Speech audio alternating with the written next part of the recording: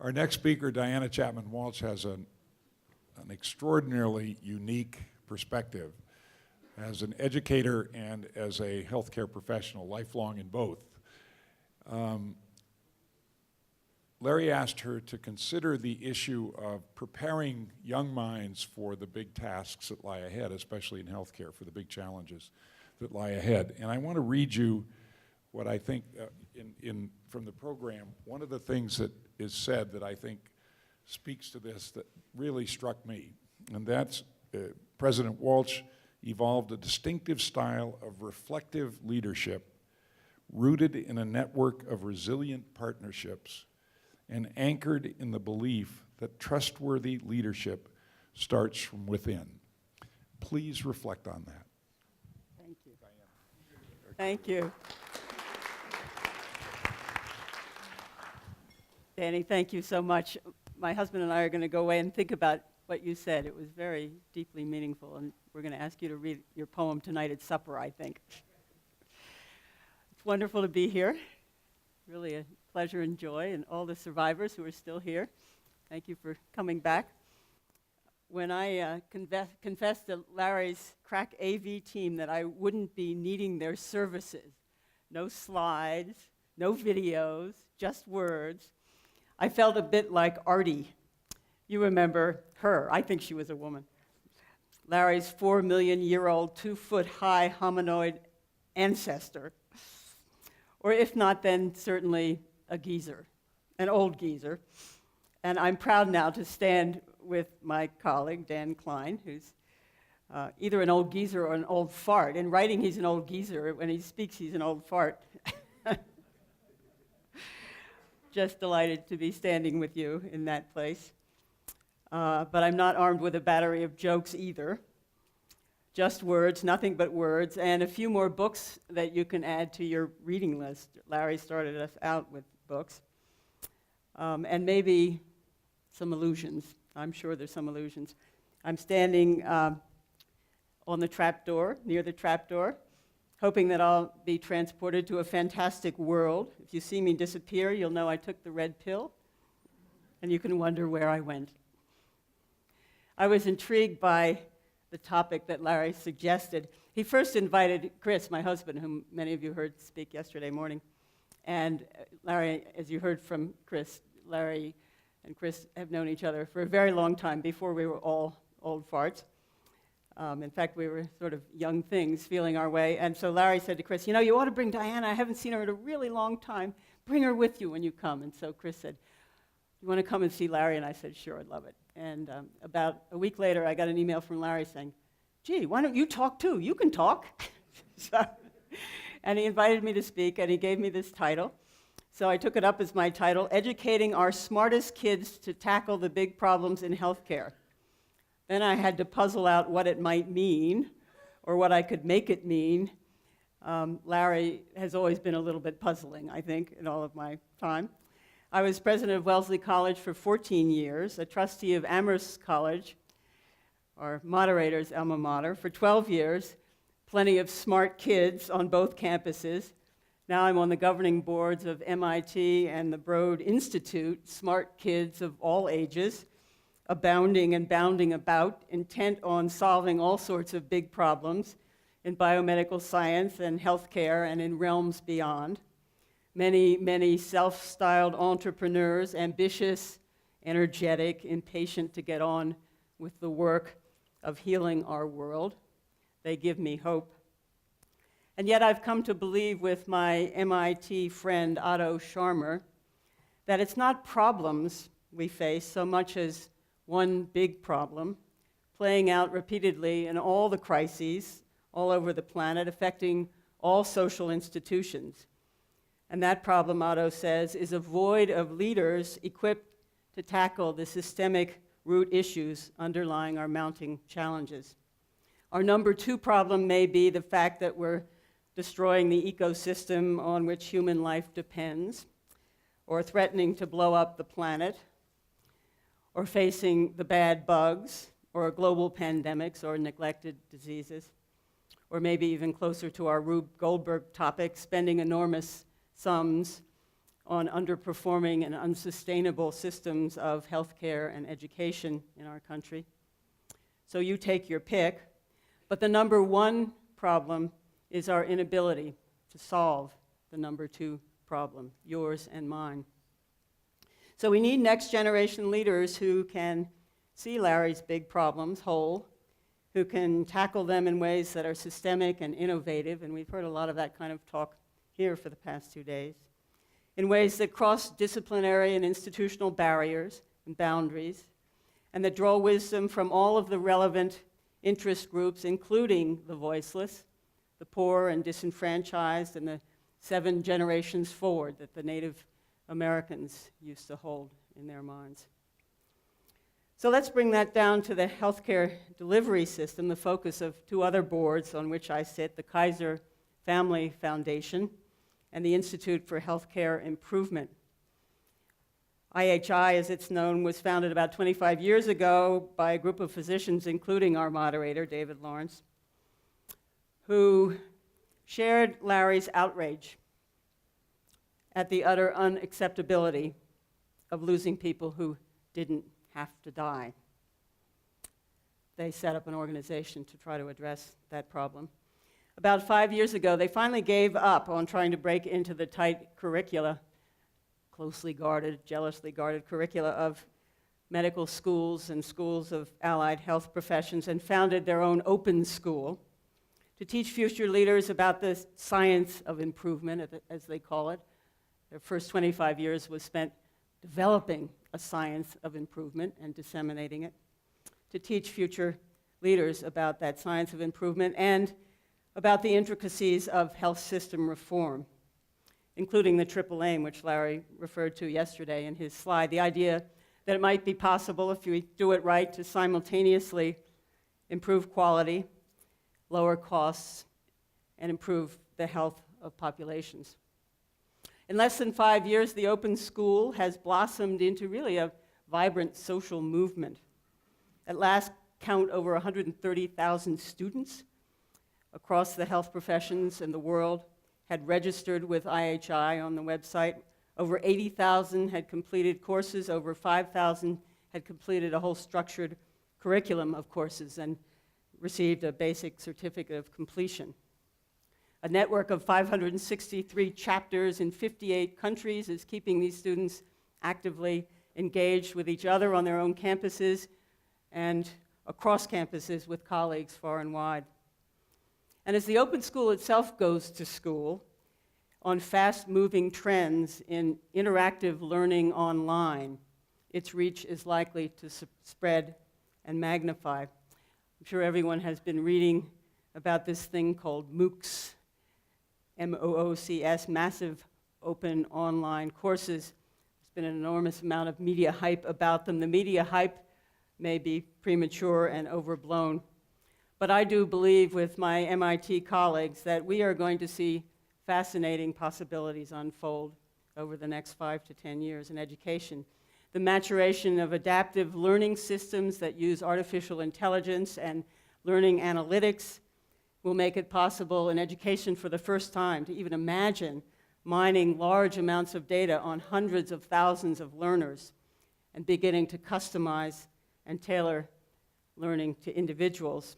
And in this, of course, you can all hear the echoes of what we've been talking about here for the past 2 days, and echoes of conversations we have at the Broad Institute about new generations of analytic techniques making it possible for mining big data, genomic data, to pave the way to personalized precision medicine. So we see these 2 trends in both areas more fully evolved in healthcare.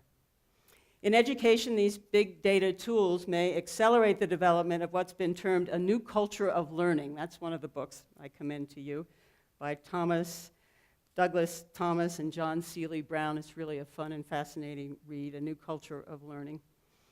They envision fluid learning collectives, they call them, rich ecosystems of information and play. They're very playful places where using these participatory media from Web 2.0 that are structured by the very act of participation. So the participants, as they get involved, change the whole system.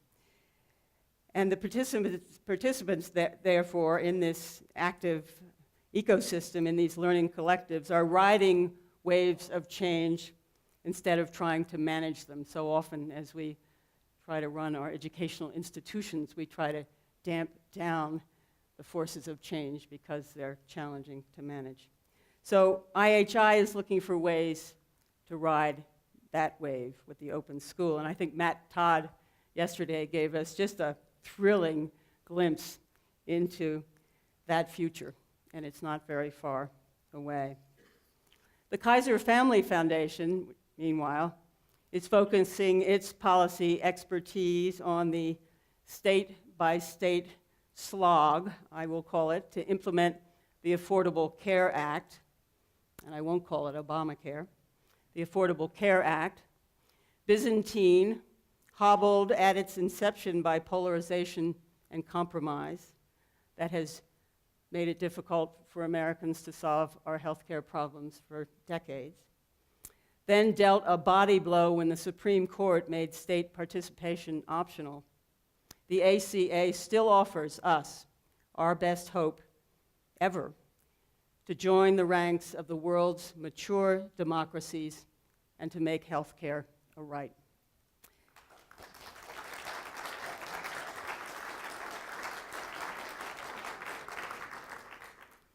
So I guess your attention didn't wander. You noticed that in that I respectfully disagree with Dr. Feld.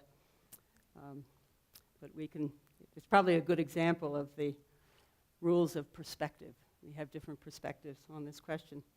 Both IHI and Kaiser use as their primary lens the question of how patients are faring in the system, and most especially the people whose welfare, Hubert Humphrey once said, constitutes the moral test of governments.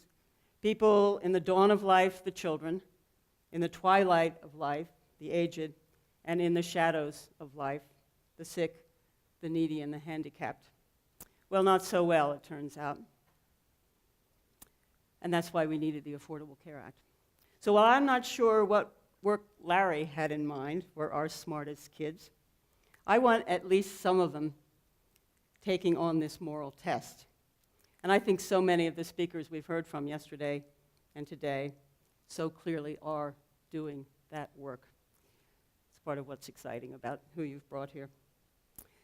Because for all of our technological and material progress, we've been losing ground over the past quarter century on arguably the sentinel marker of our performance on that test, the question of fair play. Joe Stiglitz, who's a fellow Amherst trustee, an Amherst alum, has written about this, documented the problem of growing inequalities of wealth and power in the U.S. We mostly take them for granted, too. Another of those intractable problems, so it would seem. We're making collective decisions, Joe shows, that have rendered the U.S. economic system not only inefficient and unstable, but also fundamentally unfair. And we're paying a high price for our inequality, those are his words. It's distorting our political system and eroding confidence in our democracy and in our market economy, along with our global influence, and even if trends continue, our sense of national identity. Those are Joe's words. All of this reflects choices, not inexorable natural processes, a cause for both hope and despair. We know how to create a more efficient and egalitarian society, Stiglitz writes, and we have time-tested policy tools. We know how to do this. That's the hope. The despair is that the political processes that shape these policies are so hard to change. The more so as the moneyed interests have rewritten the economic and political rules of the game while masking their motives and deflecting public awareness, maybe that's some of the illusionism, from the extent of the inequality, the reasons for it, the injustices behind it, and the corrosive consequences flowing from it. That's of grave concern if we believe the analysis in another book, Why Nations Fail, that through 2,000 years of history, nations successfully fostering growth and prosperity did so because of human institutions that avoided decay and stagnation through political systems that resisted capture by elites. Are we being captured by elites? Well, yes, if we believe at least some of the progressive social scientists and public intellectuals, some of whom are advocating a new economy that will reward choices to, quote, work and spend less, create and connect more, emit and despoil less, enjoy and thrive more. Those are Juliet Shore's words, and they sound appealing, probably more so here in Boulder, and wildly unrealistic, romantic, even naive. Why do they sound that way? Well, because that's not who we the people are anymore. Or so we might infer from Michael Sandel's book, What Money Can't Buy. He tracks the expansion of market reasoning into all aspects of modern life, the commodification of everything, he calls it, which sharpens the sting of inequality by making money matter more, while sheltering people of affluence from the concerns of the people below. Everyone's experience is impoverished as a result, he says, not only because the incursion of market logic where it doesn't belong degrades the things that money can't buy, but importantly because it undermines democracy. A thriving democracy, Sandel concludes, requires people of different backgrounds and social positions to encounter one another and bump up against one another in the course of everyday life.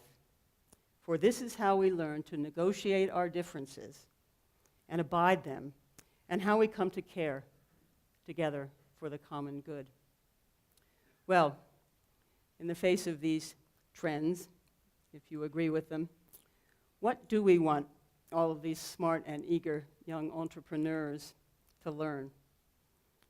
We would agree, I think, that we want them to unleash their curiosity and their creativity, their many and various passions and talents.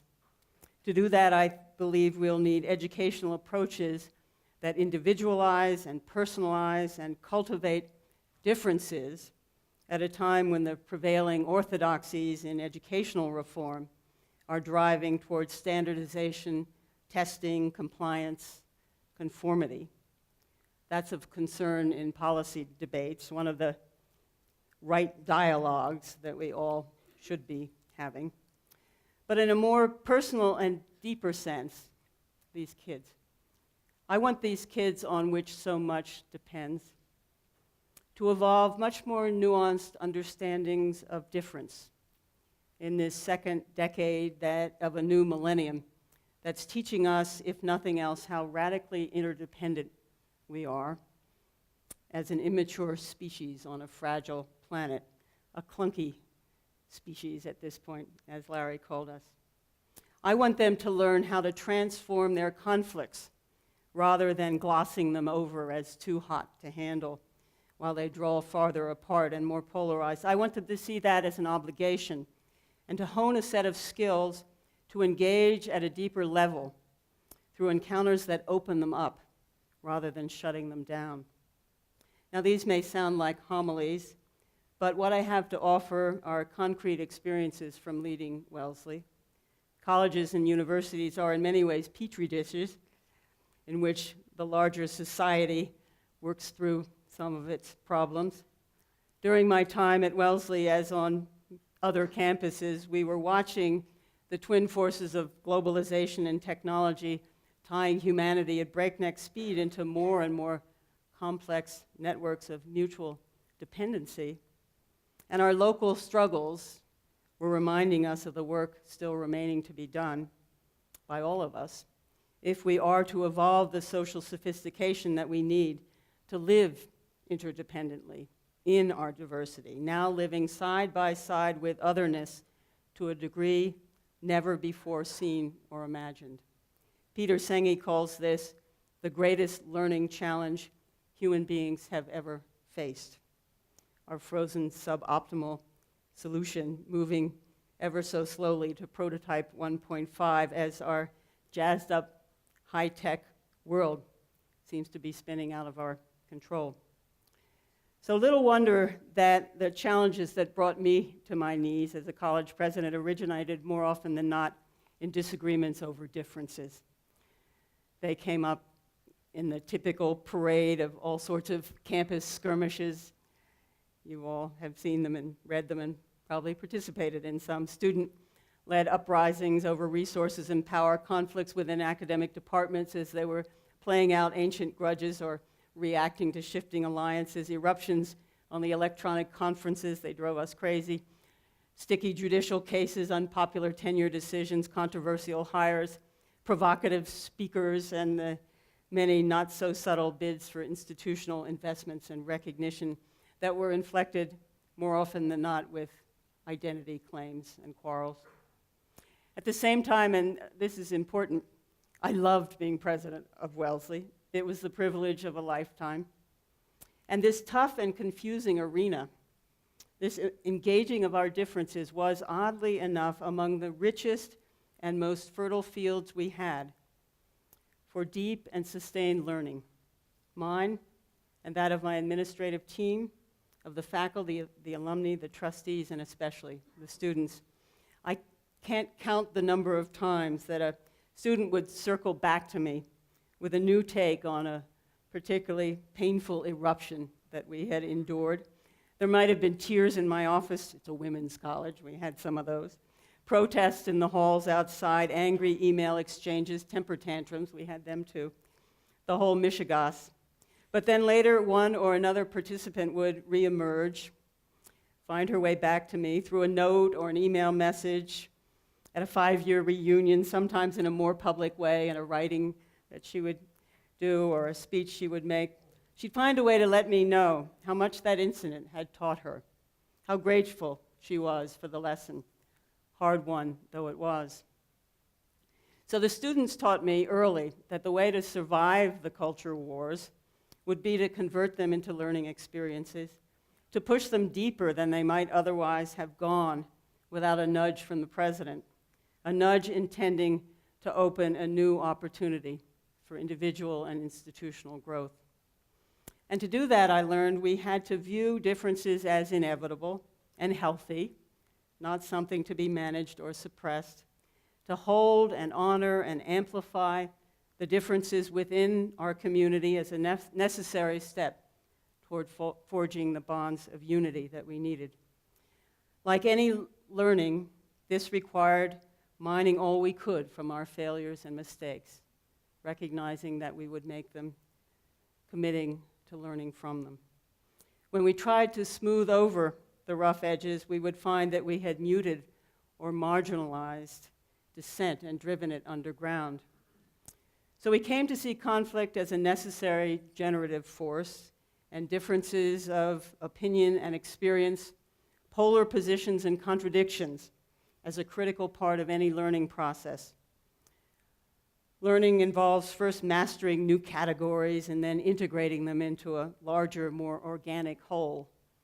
The differentiation stage requires heightening and sharpening the differences intellectually and experientially, widening the gap between two opposing poles, really seeing and feeling what is different, walking all the way into a charged or hostile field, absorbing its energy, taking it in. The integration stage becomes possible when finally you're able to find a new position, a new place to stand that incorporates the two conflicting realities in a third, more complex and more comprehensive whole. That's really the essence of any creative process, I think. I think scientists would agree. I've lived with one for 41 years. But while we needed our differences heightened and amplified, not muted and papered over, we also discovered how important it was to avoid over-personalizing those differences, converting them from divergences of viewpoint, fact, or interpretation to personal attacks, affronts, and wounds, or triggers to that most corrosive of emotions, humiliation. When conflict becomes personal, it deepens resentment or it threatens a relationship, and it shifts the focus from the intellectual work of understanding and learning about a substantive difference to the emotional work of mending or compensating for a damaged relationship or hunkering down in anticipation of retaliation. When we were able to discover and address the true and legitimate needs that were expressed by the voices at the margins, needs that were seldom reflected accurately in the symbolic or emotional demands that would show up at first, then we could find ways to improve the situation for everyone. So the task was to design encounters where we could penetrate through the presenting symptoms to something more fundamental, something more deeply real and alive. These kinds of deep encounters required a willingness to be changed, to engage others fully, expecting to absorb aspects of their otherness openly and respectfully, being prepared to let the other's testimony shake our unexamined assumptions, our illusions. And so the demands of leading in this way required inner work as a necessary complement to the management of external events. I came to understand the inner work of leading as indispensable, the work of paying a very close attention to the question of how I was leading myself. Too often when they're pushed, leaders fall into one of two traps, and they are pushed, inevitably. They let their egos get hooked, and soon they're sucking all the air out of the room. Or they flee from the criticism and they build walls around themselves. I knew I didn't want to lead in either of those lonely ways, and so with help from a lot of people, I evolved this approach to self-conscious leadership that was rooted in this network of resilient partnerships, and I paid a lot of attention to those partnerships and anchored always in the belief that, as David read, trustworthy leadership starts from within. It was a long story, and I will compress it by saying, better move fast, simply that first of all, I was lucky. I assembled a terrific team of colleagues, and then we learned together. I learned, my partners learned, the college learned, and the learning, of course, was the point. With time, intention, concentration, when we allow our minds to drop down into our hearts, we do learn to change ourselves. And when we change ourselves, things can begin to shift. So I'm trying to figure out if I need to skip some of this. So our learning began in self-questioning and in appreciation of the relational, ecological, and interdependent nature of the world. We learned to take seriously the assertion that knowledge is provisional and communal, Einstein's dictum that a single experiment could always prove him wrong, and that knowing a communal reality, really knowing it, requires engaging it directly and seeing it whole, or trying to. We drew on systems theory, looking for connections and for the deeper structures that repeatedly produce results no one wants. And from that followed the imperative of listening to many voices, assembling different perspectives, fostering collaborative efforts to build more compelling narratives, both of our current reality and of a preferable future many could want. We learned to reflect regularly on our own motivations and self-delusions, while at the same time working with others to read the force fields in the larger system. This enabled us over time to break down boundaries, to forge new relationships of mutuality and trust, and to unleash the generative power of multiple mental models and to create new realities. What we learned about how to work with difference was contrary to conventional notions about how to drive deep systemic change in an organization.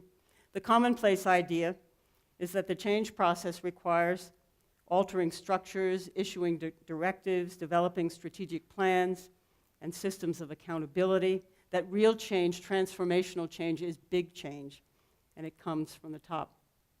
Those steps are important, of course, but in our experience, the hardest work of transformational change was the quietest part, the inner and interpersonal dialogues through which we gradually reconsidered our habitual ways of thinking and knowing. We saw the inside shift precede the outside one, or dance with it over time, as individuals and small groups began to shift their mental models about how the world works, or should, and their taken for granted assumptions about the rules of the game. So in summary, my best hope for Larry's smartest kids, and indeed for all our kids and our grandkids and theirs too, is that they will learn to hear and to tolerate the diversity within themselves, to recognize their own inner voices, quarrels, and moods, to notice how fluid and ephemeral their own wandering thoughts are, so that they can see and appreciate differences in others, and use the practice of self-discovery to move beyond themselves. I hope they'll learn to move beyond dualities, beyond either or, and then on beyond the simple corrective of both and. Move to true multiplicities of seeing and understanding, multiple lenses that acknowledge how competing language games and inequalities of power and resources create lived realities that may never even intersect unless we stretch ourselves to bring them together. And here, as I close, I draw on experiences of the Mind and Life Institute, which is my 5th and newest board. It's an organization co-founded with the Dalai Lama, which for 25 years has been catalyzing an ongoing dialogue between Tibetan Buddhism and Western science, two great intellectual traditions in search of deeper insight into the workings of the human mind. Lately, the Dalai Lama has been encouraging all of us to think very deeply about what it would mean to develop a new secular ethics rooted in mindfulness and in modern science. He has a dream that investigators in the contemplative sciences, including the new subfield of contemplative neuroscience, will join scholars and educators in the field of social and emotional learning, which has been developing for 20 years, to define the essential ingredients of an education that would nourish students' cooperative, connective, and altruistic capabilities, that would teach them how to be more fully human. Maybe that's version 1.5. So perhaps it's not too much to hope with His Holiness that these kinds of efforts might one day support future generations in becoming more skillful at leading themselves with focus and calm, caring and kindness, with, in a word that the Dalai Lama loves more than any other word in the language, I think, compassion. Perhaps we can hope to help awaken coming generations to a deeper recognition of their interweaving with all human beings. So Chris commented at the start of his wonderful talk, but of course I'm not biased, I thought it was wonderful, that some people do yoga or meditate, but not he. He does some form of biotechnology activity one day a week. And he raised the rhetorical question about what the comparative therapeutic benefits might be of those two sets of activities. And we could ask that actually on two levels, the personal benefits and the social benefits. Watching Chris all these years, I'm sure that his biotechnology activity serves his personal health better than trying to make him sit on a cushion would. But what about the world? Well, it's clear to me from being part of this my first experience being part of this wonderful GoldLab tradition, that compassion wears multiple faces in this world, and it finds multiple outlets, multiple excellences. And I believe, and including magic as one of the great excellences of compassion, and I believe that the mutually reinforcing pursuit of multiple excellences is the way forward for our descendants of Larry's pal or Larry's gal, Artie, whichever it is. And so I applaud your impulse, Larry, as you stated it at the beginning of the day yesterday, to continue to explore this kinetic path, as you called it, that you're on. We're on it with you now. You've dragged us into it too.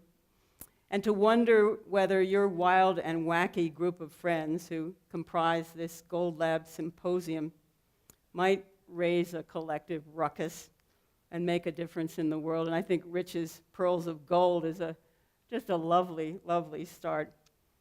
And the question then we have still to live is whether there's something else. So it's just been really wonderful pleasure to be part of your homunculus. I don't know where I am in your crazy brain, but I'm happy to be there.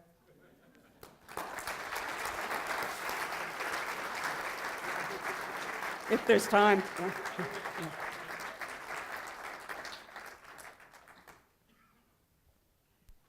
Yes, sir. You need a mic. Okay. So I'd like to hear your thoughts about the issue of cognitive prostheses, both chemical and electronic. So Ritalin's one, right?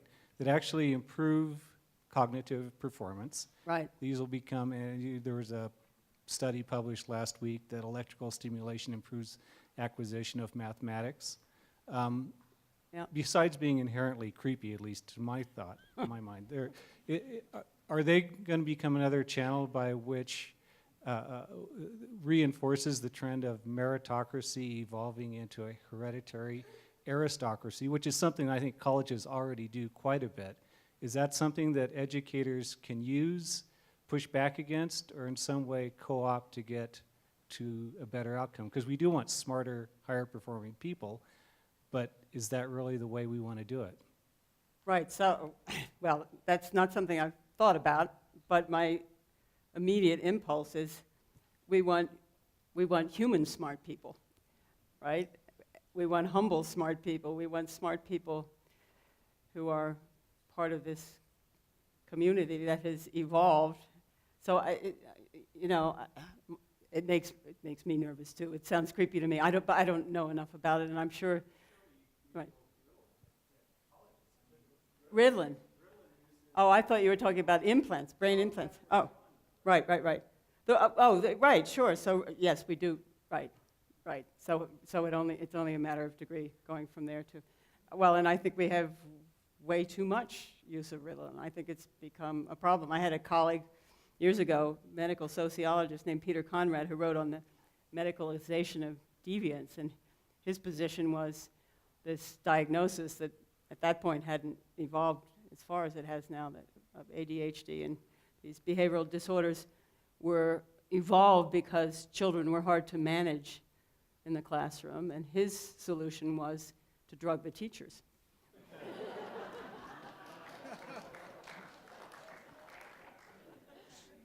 Yeah, I thought you had some interesting comments about sort of the concept of emotional intelligence. Could you maybe develop that a little more? In terms of what we might be able to do at the high school and college level to incorporate into curriculum in emotional intelligence, because I've seen it having worked. I'm retired now, but one of my biggest problems was having a lot of bright people around who couldn't get along with other people and just could not get out of their little shell and did not really understand how to connect, even though they had the cognitive skills. Right. So you did pick up on something that was very much in the background there.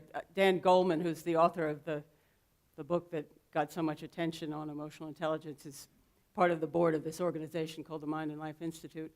And people have been doing studies, and they're doing more and more of them, to see whether there are ways in which, starting from a pretty young age, you can work with kids to get them to slow down and be silent and reflect and pay attention to what's going on inside them and think about the impact that they have on other people. There have been this field that I alluded to called social and emotional learning. It's a whole field that has evolved and is evolving with some social science around it.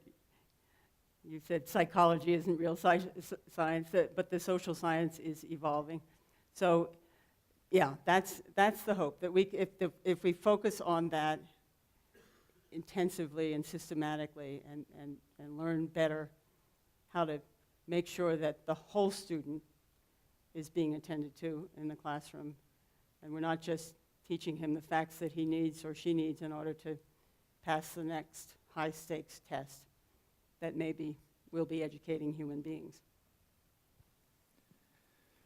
A few years ago, former President Sarkozy put together a panel with apparently your friend Joe Stiglitz and Amartya Sen, and another French economist. Yeah. And they had a commission called Commission on the Measurement of Economic Performance. And what they were trying to come up with, and Joe published a book about this later, they were trying to come up with a different measure of economic performance other than the GDP. Right. And you briefly touched on that, Right. measure of happiness, and how the French like to trade productivity for fewer work hours, not higher productivity for more dollars Right. to the management of Right. companies. Right. Could you comment more on that? Do you know if anything happened with that? Is anybody doing anything here?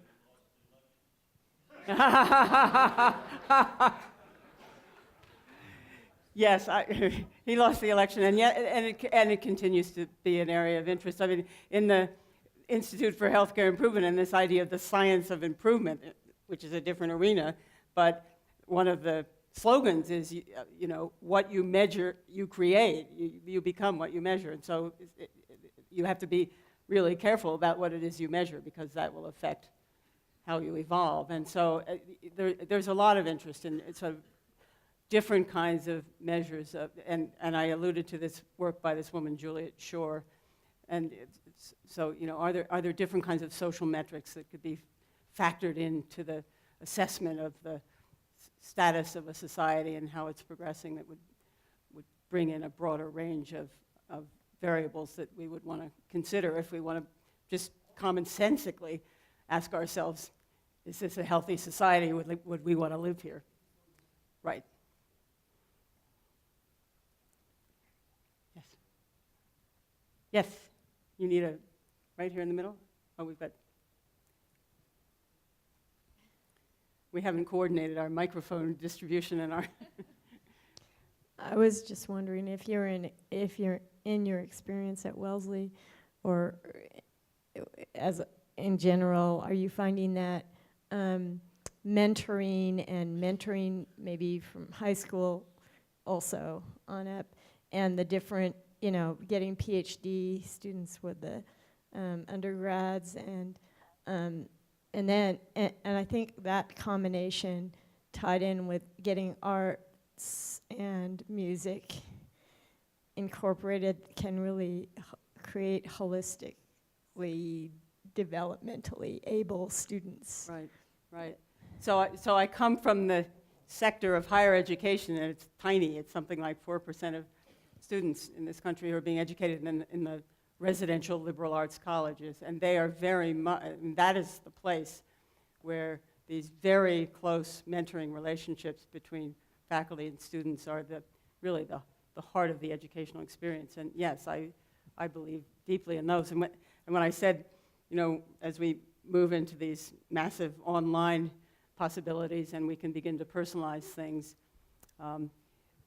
it can be a kind of substitute for some of them, but not a full substitute. I mean, there's nothing, I think, more powerful to an evolving young person than the opportunity to interact with someone that he or she admires, who can guide her or him and counsel about what her possibilities are. And to see, I think one of the most important things a mentor does for a young person is to see possibilities for that person that he or she hasn't yet the ability to see for themselves. That's an amazing gift. One more question? So one of the terms that you used that really struck me was the idea of resilient partnerships in terms of leading an institution and dealing with eruptions. And that's Right. something that's really come to me recently in my role in leading a much smaller institution. So I was wondering if you could expand on what you mean by that and why it's so Right. important.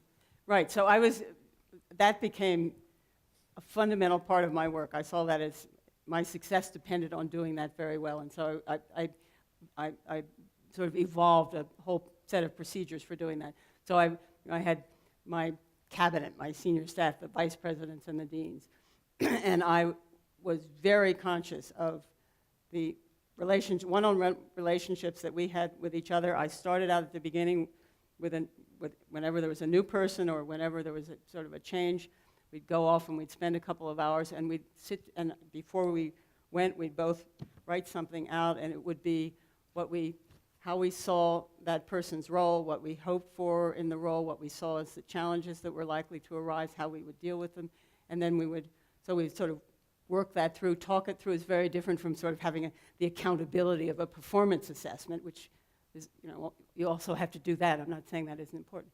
But but a real kind of interpersonal negotiation. And then when something went wrong, and it always did, because if you think about an organization as a system, sort of systemically, then one of the things that first happens, if the powerful group of people are leading change in an organization, the organization sets up forces to divide those people, because then their ability to make people uncomfortable so that they have to change is diminished, right? So there's all this flack that starts happening between these relationships, and you start hearing things about something the other person did that sound surprising because that wasn't the agreement. So I made sure we always got back together whenever there was any kind of a doubt or any kind of just a little fissure in the partnership, and we'd talk it through. And then sometimes I would have done something dumb, or he or she would have, and then we talk about, okay, so what will we do about that the next time? And it would be a sort of light agreement. I had this chief of staff, and she said, it was clear she was sort of overloaded and getting frustrated, and we went off together. And she said, it's like you're driving a giant garbage truck, and you're picking up all these things, and you never say, no, I'm not taking your garbage. You take it, and then it's falling off the back of the truck, and I'm running behind, and I'm picking up those green bags, and I have to deal with them. And that metaphor stayed with us. All she had to say was garbage bag, and I would stop and think, oh, let's see, do I have this to give? Maybe I'd better not say yes. So that's just one little example. So those one-on-one partnerships, and then I made sure that their partnerships were solid, so that the team was a team. And so again, I would see sort of eruptions, or these were wonderful people, of course, but all of a sudden they'd be at war with each other over something, and we would see them as gladiators for the system, for the larger system. So we would say, okay, it's not that David and Mish just decided to hate each other, it's that something has happened. And David is holding one value, and Mish is holding another value, and they're fighting this thing out. And what we need to do is get down under and understand what these two things are that these two people are holding on behalf of the whole institution, the whole system. And then we need to get up above it and figure out how to solve it on a higher level. So all the pressure isn't on these two individuals. And those kinds of analyses, sort of systems analyses of what was going on. And always with the understanding we all had that we'll make mistakes, so we should be able to make agreements and carry on. So cutting through, there was sort of a perfectionism when I first arrived, and first thing we had to do was kind of strip that away.